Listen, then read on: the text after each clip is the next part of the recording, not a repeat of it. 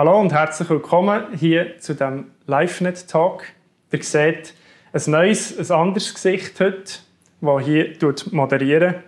Ich darf hier bei LiveNet ein Praktikum machen und darum auch als Talk-Moderator hier heute unterwegs. Ich darf das Praktikum im Rahmen von meinem Theologiestudium machen. Und es freut mich darum mega, dass ich Dozent, wo ich bin im Unterricht darf, wenn dann wieder Schule ist, hier als Talkgast darf haben. Urs Stingelin, herzlich willkommen. Ich habe schon viele Facts und Stories gehört rund über Sprachwissenschaft, Literatur, im Zusammenhang natürlich mit der Bibel. Immer sehr spannend und darum heute werden wir uns auch in diesem Themengebiet bewegen, zusammen austauschen und ich freue mich sehr darauf. Aber Urs, vielleicht zuerst zu deiner Person. Du bist viel engagiert, du hast dich in vielen verschiedenen Gebieten auch bewegen. Vielleicht ein paar Worte zu deiner Person zuerst. Wer bist du, dass die Leute auch ein bisschen wissen, mit wem das es zu tun hat? Ich fange zuallererst an mit der Frage, woher ich bin. Und das verrate ich mit dem ersten Satz, den ich rede. Ich komme aus der Gegend von Basel. Dort bin ich aufgewachsen. Dort habe ich meine obligatorische Schulzeit auch verbracht und das Gymnasium, das Altsprachliche. Nachher habe ich an der Universität in Basel klassische Philologie studiert, Altgriechisch im Hauptfach, Latinisch im ersten Nebenfach und im zweiten Nebenfach Alte Geschichte. Der Weg hat mich nachher weitergeführt. Im Studienabschluss bin ich berufen worden als Dozent für Griechisch an die Staatsunabhängige Theologische Hochschule in Basel. Und der zweite Schritt hat mich nachher parallel dazu noch in den damaligen Brunnen Verlag geführt, der heute weitergeleitet wird unter dem Namen Fontis Verlag. Nachher, nachdem ich ein paar Jahre dort geschafft habe, sind Anfragen von Gemeindeverbänden mit dazugekommen. Ganz konkret Gemeinde für Christus haben mich angefragt, ob ich bereit wäre, im Zusammenhang von Ausbildung, Weiterbildung, Predigtdienst auch als Pastor den Gemeindeverband mit unterstützen. Auf das habe ich zugesagt. Und außerdem bin ich auch in der Vergangenheit an ganz unterschiedlichen theologischen Seminaren tätig gewesen, über ein IGW, über ein ISDL. Aktuell arbeite ich zu 50% als Dozent für Griechisch, Kirchengeschichte und Neues Testament am Seminar für biblische Theologie und zu 50% innerhalb vom Gemeindeverband Gemeinde für Christus, dort ganz konkret auch mit diversen Lehraufträgen an der Bibelschule. Wow, sehr viel engagiert, wie ich schon gesagt habe. Vielleicht noch eine weitere Frage. Hast du noch Zeit für irgendwie Freizeit? Oder was machst du, wenn du dich nicht gerade mit dem Wort Gottes, mit der Bibel, mit Sprachwissenschaft beschäftigst? Es gibt ein französisches Sprichwort, das heißt «Le bonheur est aimer son métier». Und in diesem Sinn bin ich der glücklichste Mensch. Ich habe tatsächlich auch noch Hobby, aber die haben sehr, sehr viel mit meinem Beruf oder mit meiner Berufung zu tun. By the way, tue ich noch immer wieder einmal den Fontis Verlag beraten in übersetzungswissenschaftlichen Fragen im Zusammenhang von Bibelübersetzung. Und eins von meinen zentralen, zeitraubenden Hobbys ist das Präsidium von Wycliffe Schweiz, das ich inne habe, gegenwärtig. Aber dann mache ich auch noch ein paar ganz normale Sachen. Ich spiele sehr gerne Klavier. Ich gehe sehr gerne spazieren und brauche einfach auch ziemlich Zeit zum Träumen. Bin aber auch ein Familienmensch und schätze einfach Gespräche bei uns daheim zu fünften. Das habe ich auch schon miterleben bei dir daheim. Das ist immer sehr spannend. Ja, du bist unterwegs eher im staatsunabhängigen Sektor. Du bist am SBT-Seminar für biblische Theologie in Beatenberg, aber auch an der Bibelschule in Widibühl. Wieso das? Du könntest ja an der Uni Bern zum Beispiel unterrichten, dozieren. Dir würden sicher auch Möglichkeiten offen stehen, für irgendwo Karriereleiter noch weiter gegen zu gehen.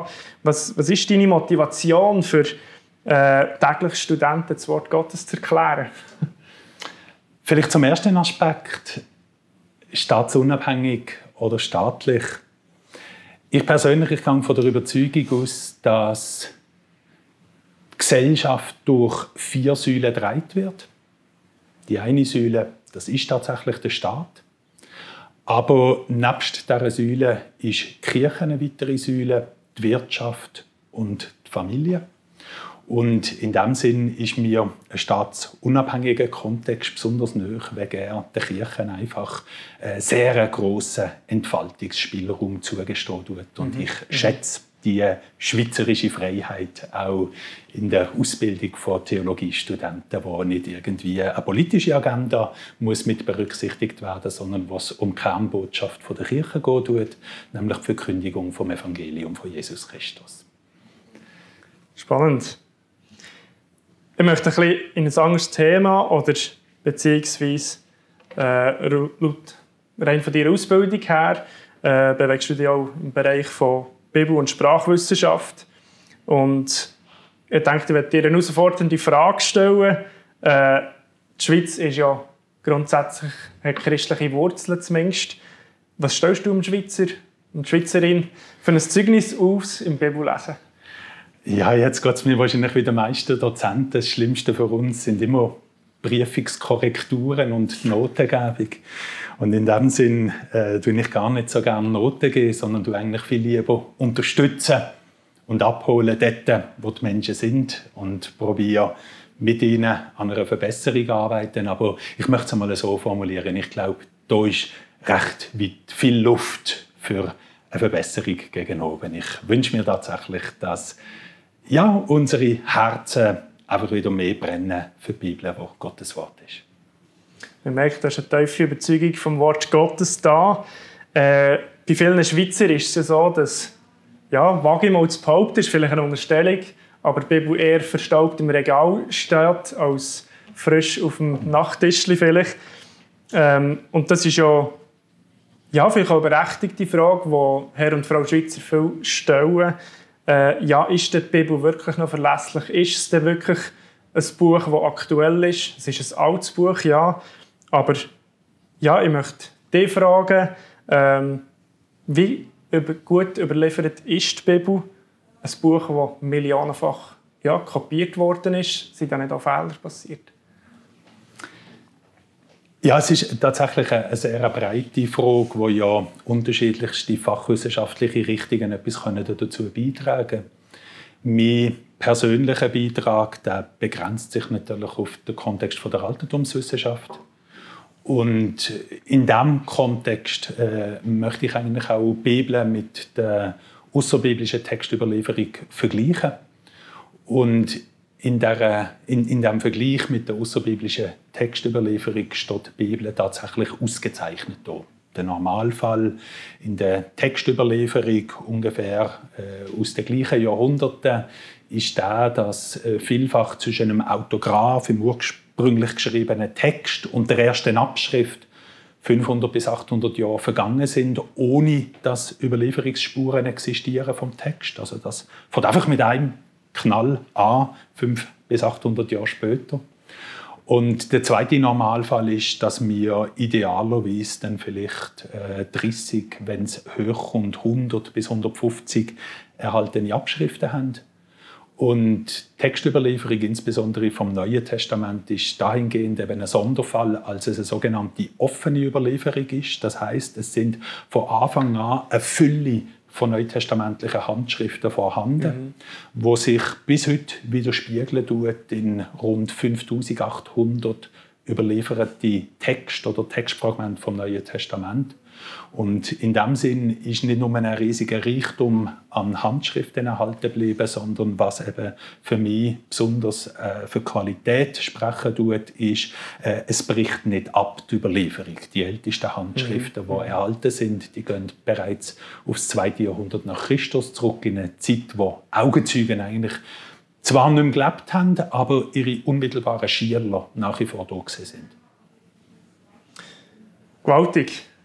Wir wollen ein bisschen weiterbleiben bei so Fragen, die vielleicht kontrovers diskutiert werden und die aufnehmen. Die Bibel ist ja inspiriert durch den Heiligen Geist, also die Schreiber sind inspiriert worden durch den Heiligen Geist und haben so das Wort Gottes eingehaucht bekommen. Können nicht alle unterstreichen. Frage an dich, kann man das sprachwissenschaftlich oder so beweisen, wissenschaftlich beweisen, oder muss man das einfach glauben? Vielleicht eine schwierige Frage. Ja. Ich würde es mal so formulieren. Ich denke, in einem Menschen, der Gott Glauben geschenkt hat, dem erschließt sich das durchaus mit durch den Text, dass die Bibel ganz inspiriertes Wort Gottes ist. Aber das Geheimnis von der Inspiration ist eigentlich etwas ganz Ähnliches wie das Geheimnis von der Schöpfung und das Geheimnis von der liebhaften Auferstehung von Jesus Christus, wo Gott gesagt hat, es werde und es ward. Also der eigentliche Prozess, der Gott vom Selbstzeugnis von der Schrift weit über unsere menschliche Nachvollziehbarkeit raus. Aber trotzdem dürfen wir ein Ergebnis haben, wo Rückschlüsse zulässt. In dem Sinn, dass wo etwas jetzt ist, vorher nicht gesehen kann sein. Und das ist sowohl bei der Schöpfung gegenüber dem Schöpfer der Fall. Und ich würde sagen, es ist auch im Zusammenhang von der Bibel gegenüber seinem Autor der Fall, dass man jetzt darf in der Bibel eben tatsächlich etwas erkennen von dem, was mit Gott von Anbeginn der Welt gesehen ist. Du hast vorhin das erwähnt, die Verstehung von Jesus Christus. Das ist gerade ein weiteres Thema. Es kursieren verschiedene Ansichten, Theorien. Ja, wie könnte das gewesen sein? Jesus war nur bewusstlos, als er gestorben ist. Oder gestorben soll sein, je nachdem, wer das sagt. Wie sicher kann man sein von der Bibel her, wenn man da drinnen forscht, dass die Verstehung von Jesus Christus wirklich faktisch und so geschehen ist? Ich meine, wenn man die Frage rein aufgrund von der Hauptquelle beantworten tut, dann fällt die Antwort sehr deutlich aus. Von den Evangelien, die im Anspruch von einem Augenzeugenbericht darüber erzählen, ist der Sachverhalt eindeutig, dass Jesus tatsächlich gekreuzigt worden ist, gestorben ist, begraben worden ist und am 3. Tag wieder auferstanden ist. Die Diskussion verschiebt sich in dem Sinn und fokussiert sich auf die Frage von der Zuverlässigkeit von diesen Augenzeugenberichten. Und aus meiner Sicht muss man einfach in dieser ganzen Diskussion fair bleiben. Und fair bleiben bedeutet, man kann nicht einfach permanent Maßstab anpassen. Also das heisst, es ist nicht legitim im Kontext von der Altertumswissenschaft, dass man bei der Beurteilung von der Zuverlässigkeit vom Neuen Testament, von den Zeugen, von der Auferstehung von Jesus Christus plötzlich sehr viel strengere Maßstäbe anwenden tut als in einem ausserbiblischen Kontext.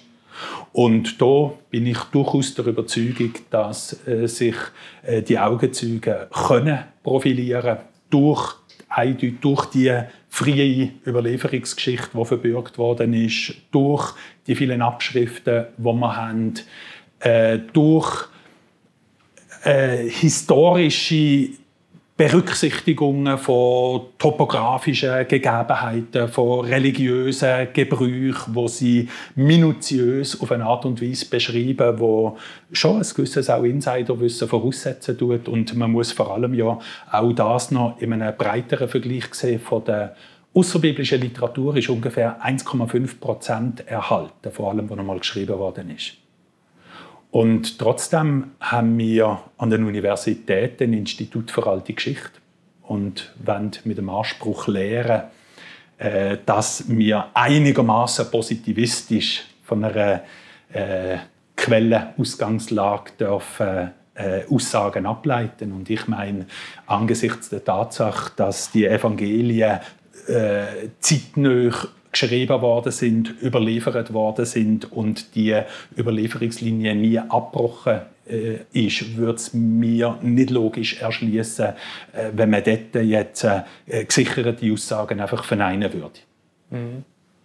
Würdest du sagen, die, sag jetzt mal Kritiker vielleicht, geht man zu oberflächlich vor oder Das sind auch studierte Leute. Wieso will man das nicht erkennen? Oder erkennt man es schlichtweg nicht? Oder? Ich denke, es sind zwei Aspekte. Der eine Aspekt, von dem bin ich ja keineswegs ausgeschlossen, ist natürlich der, dass Wissenschaft ja nicht einfach neutral ist. Wir können Wissenschaft nicht entpersonalisieren. Und in dem Sinn ist man natürlich immer gefärbt durch eine bestimmte Grundüberzeugung. Ich meine aber, dass es gerade aus diesem Grund umso wichtiger ist, dass Theologie nicht einfach in einem Vakuum stattfinden tut, sondern dass sie sich wirklich verzahnen tut, interdisziplinär vernetzen tut und sich auch mit altertumswissenschaftlichen Beiträgen auseinandersetzt, dass sie sich mit papyrologischen Beiträgen auseinandersetzt, mit naturwissenschaftlichen Beiträgen auseinandersetzt und dass einfach dort eine Diskussion vielleicht dürfte auf eine fairere Art und Weise stattfinden, als es heute häufig der Fall ist. Merci vielmals. Wir wechseln ein bisschen das Thema. Du hast anfangs erwähnt, du bist Präsident von Wycliffe Schweiz. Du hast ja geholfen, die Hoffnung für alle zu revidieren, beziehungsweise das geleitet. Und möchte ein paar Fragen dort hineingeben. Es gibt verschiedene Varianten von Bibelübersetzung, sage ich jetzt mal, kommunikative, aber auch wortgetreue. Kannst du das vielleicht kurz umschreiben, erklären, was das der Unterschied ist und was jetzt du jemandem, wo du begegnest auf der Straße, würdest raten, du gescheiter vielleicht so eine Übersetzung wählen, zum Anfang Bibel lesen oder lieber eben andere? Ich fange an mit einem englischen Sprichwort, das heißt, the Bible is not written to us, but for us. Die Bibel ist nicht an uns geschrieben worden, aber sie ist für uns geschrieben worden. Und ich denke, das darf man nicht vergessen. Geschrieben worden ist die Bibel an ein Judentum zwischen 2500 bis ins 4. Jahrhundert vor Christus. Und im Neuen Testament an eine jüdische Christengemeinde und an eine Heidengemeinde im 1. Jahrhundert nach Christus. Und natürlich haben die ganz einen anderen Wortschatz gehabt, haben die ganz andere Redewendungen gehabt, die uns in vielfacher Hinsicht fremd geworden sind. Und jetzt gibt es ein zweites Sprichwort, ein italienisches Sprichwort, das heißt Traductore traditore. Übersetzen ist Verrat. Wenn ich jetzt übersetzen tue, dann muss ich eine Grundsatzentscheidung treffen. Gebe ich jetzt den Text ganz genau so, wieder wortwörtlich, wie du es gesagt hast, wie ihn der ursprüngliche Adressat empfangen hat? Oder gebe ich den Text auf eine Art und Weise wieder, dass er auch für ein modernes Zielpublikum sich im Sinn erschließen tut? Ein kleines Beispiel, ganz unverdächtig außerhalb von der Bibelübersetzungswissenschaft. Ich habe eine gute Kollegin, die ist eine Zeit lang in Afrika gesehen. Und dann hat sie ein Kompliment bekommen von einer afrikanischen Frau, die sie angestrahlt hat und ihr gesagt hat: «Esther, bist du aber dick.» Jetzt, wenn wir einer Frau in der Schweiz so ein Kompliment machen auf der Strasse, dann kommt das wahrscheinlich nicht so gut an. Und da sind wir genau in dieser Frage inne, ja, wie übersetze ich das jetzt besser für meine Freundin? Übersetze ich das besser wortwörtlich, wie es die Afrikanerin gesagt hat? Du bist dick. Dann tue ich in der ursprünglichen Gesprächssituation gerecht werden. Aber da bin ich relativ weit weg natürlich von dieser Frau, für die ja das Kompliment gesehen ist. Und ihr würde ich wahrscheinlich eher sagen: «Du siehst gesund aus, es geht dir gut.» Und wie gesagt, bei der Bibelübersetzung gilt eigentlich genau das Gleiche. Man kann das nicht gegeneinander ausspielen. Es transportiert beides eine Wahrheit, die sich gegenseitig ergänzt. Und ich denke, in dem Sinn ist es auch spannend, dass der innerbiblische Umgang zum Beispiel im Neuen Testament mit dem Alten Testament auch bereits beide Vorgehensweisen kennt. Sowohl eine wortwörtliche Zitation vom Alten Testament im Neuen Testament als auch kommunikative Wiedergabe von alttestamentlichen Sachverhalten. Ich möchte gerade noch weiterfahren bei dieser Frage. Du hast es angesprochen, dass eben das Hebräische zum Beispiel ganz anders, was das Alte Testament so ursprünglich geschrieben worden ist, sehr viel auch eine Sprache ist, die eine Bildersprache ist, wo wir ja, zum Teil sehr schlecht verstehen können. Man sieht es an deinen Beispielen. Im Unterricht bei dir habe ich schon 1, 2 solche weitere Beispiele gehört. im Vorbereiten habe ich mir die Frage gestellt, ja, kann der 0815 Schweizer, der sprachwissenschaftlich keinen Hintergrund hat oder Kenntnis nicht hat, kann der die Bibel so verstehen, wie sie wirklich eben eigentlich ursprünglich gemeint ist? Oder haben wir da lauter Stolpersteine in der Bibel? Ja. Ich denke, das hängt immer davon ab, wie man die Reichweite vom Verstehen definieren tut. Also ich persönlich, ich bin absolut überzeugt, dass auch im Rahmen von einer wörtlichen Übersetzung sich die grosse Linie von Gottes Wort jedem Leser erschließen können. Umso mehr als nach dem Selbstzeugnis von der Schrift uns da ja auch Beihilfe vom Heiligen Geist versprochen ist. Und daran möchte ich auch auf keine Art und Weise rütteln. Aber jetzt gibt es natürlich auch ein Verstehen im exegetischen Sinn, wo sehr spezifisch stattfinden tut an einem bestimmten Vers, in einer bestimmten Perikope. Und damit man dort einen sachgerechten Umgang finden tut mit den Texten und seinen Informationen, tue ich schon sehr raten, dass man dort dann auch kommunikative Bibeln mit berücksichtigen tut. Eben weg sonst ganz bestimmte Vorstellungen ins Leere laufen können. Ich darf vielleicht ein Beispiel sagen, das mit zu den bekanntesten gehören tut. Wir kennen alle die Wendung «in Christus». Und ich habe schon mehrfach das Experiment gemacht, wenn ich eine Predigt hatte auf der Kanzel, dass ich die Gemeinde mal gefragt habe, erklärt mir's, was bedeutet jetzt «in Christus»? Ist ja doch sehr wichtig, oder? Wenn zum Beispiel heißt in Römer 8, so gibt es nun keine Verdammnis für die in Christus Jesus sind. Also was heißt? Und es ist mir immer wieder aufgefallen, dass die Antworten sehr schwammig geblieben sind oder manchmal sogar ausweichend gesehen sind. Und da denke ich, ist es eben schon auch sehr entscheidend und weiterführend im persönlichen Glaubensleben, wenn man Bibelübersetzungen auch berücksichtigen tut, die solche Code aufschlüsseln, grammatisch und dem auch Rechnung tragen, dass in der griechischen Grammatik eine solche Formulierung eben zum Beispiel ein assoziativer Dativ kann sein, in ganz enger Gemeinschaft mit Jesus Christus, oder allenfalls auch ein instrumentaler Dativ, befähigt durch Jesus Christus und nicht einfach nur rein lokativ örtlich zu verstehen ist. Und diese Hilfestellung, denke ich, die ist im Minimum sehr bereichernd an Ort und Stelle, aber durchaus auch im Gesamtkontext. Sprache tut sich ja auch sehr viel oder sehr schnell verändern. Das merke ich jetzt schon, wenn ich mit jungen Leuten rede, dass ich schon eine andere Sprache habe als Junge, die heute unterwegs sind. Du hast die Hoffnung für alle geleitet, die Revidierung. Wie fleissig muss man denn überhaupt eine Bibelübersetzung revidieren? Oder vielleicht ein Beispiel aus meinem Alltag. Luther 84 ist für mich eigentlich schon eine uralte Sprache. Wie fleissig muss man da eigentlich den doch sehr aufwendigen Prozess machen und eine Bibelübersetzung revidieren? Ich meine, dazu gibt es Durchschnittswerte aufgrund von der Erfahrung in den vergangenen Jahren mit der guten Nachricht Bibel, mit der Hoffnung für alle, mit einer Einheitsübersetzung, mit der Lutherbibel, wo alle ja in jüngerer Zeit nochmal revidiert worden sind. Und die Durchschnittswerte, die liegen tatsächlich in der Regel ungefähr zwischen 15 bis 30 Jahren. Bei einer formal äquivalenten wortreuen Übersetzung ist die Kadenz ein bisschen weiter auseinander. Bei einer kommunikativen Übersetzung bleibt man sicher hier noch näher am Puls. Aber ich würde nicht mal sagen, dass das nur mit dem Sprachwandel zu tun hat. Für mich hat das selbst mit technologischen Entwicklungen zu tun. Oder wenn ich ganz kurz das Beispiel darf nehmen von einer Hoffnung für alle. Da sind Psalmen zum ersten Mal 1996 veröffentlicht worden. Das heisst, die exegetische Arbeit daran, 1991, das heisst, die exegetische Arbeit daran, die hat ja bereits in den 80er Jahren stattgefunden.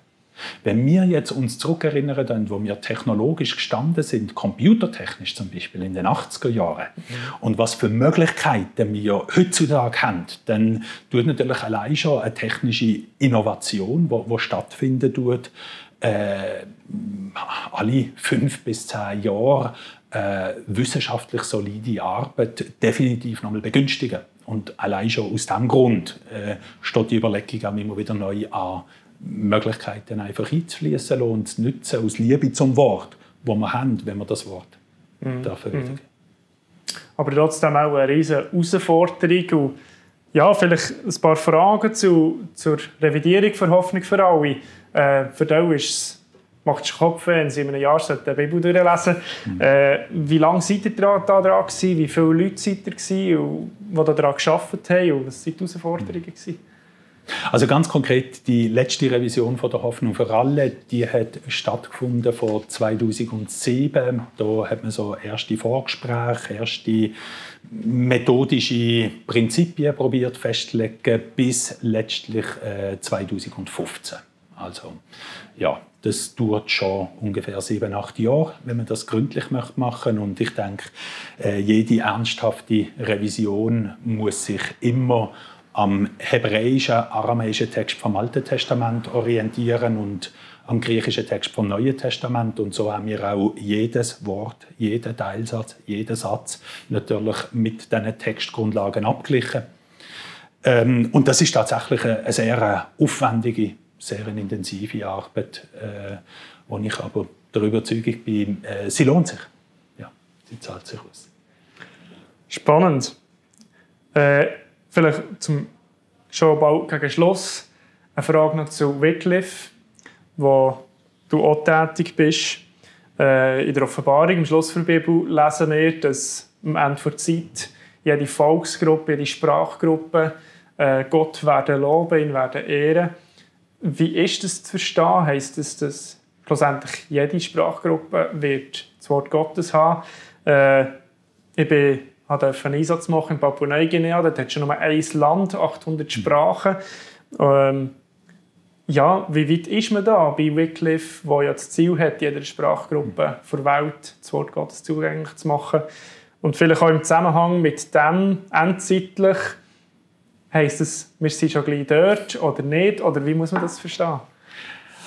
Also vielleicht zum letzten Teil der Frage. Ich bin nicht Theologe, ich bin Sprachwissenschaftler, ich bin Linguist. Also von dort her würde ich mich jetzt irgendwie eine Agenda in der Eschatologie auf der Grundlage von Bibelübersetzung und erreichten oder noch nicht erreichten Ziel ableiten. Ich meine, man muss sehen, die ganze Arbeit von Wycliffe ist in einem extrem dynamischen Prozess, der durchaus gegenläufig ist. Denn auf der einen Seite ist man weltweit tatsächlich in immer mehr Sprachgruppen präsent und hat auch sehr ehrgeizige Ziele gesteckt, auch probiert bereits in den ersten Sprachgruppen auch alttestamentliche Texte nachzuliefern, weil doch viel nur ein Teil bis jetzt übersetzt worden ist.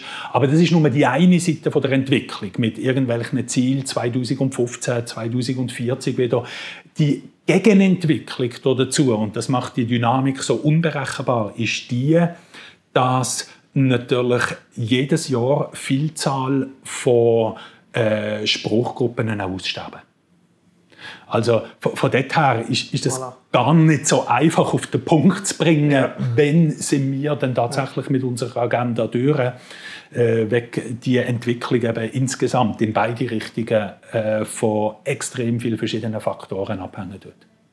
Und trotzdem gibt es auch eine riesige Beschleunigung, auch wieder durch die technische Entwicklung, die wir heutzutage haben. Definitiv, das ist die eine Chance natürlich, dass man nicht mehr wie früher noch nur dann arbeiten kann, wenn man gerade vor Ort ist, sondern technologisch dynamischere Prozesse möglich geworden sind. Es gibt auch nicht nur Wycliffe, es gibt ja ganz viele verschiedene Bibelgesellschaften, die sich sehr investieren in solche Übersetzungsprojekte. Und Wycliffe allein hat im Rahmen von der Wycliffe Global Alliance, wenn ich es jetzt richtig in Erinnerung habe, um die 110 Mitglieder, wo die Schweiz eins davon ist. Und darüber freue ich mich natürlich, wenn Menschen die rettende Botschaft Gottes hören dürfen und sie auch dürfen verstehen in der Sprache von ihrem Herz.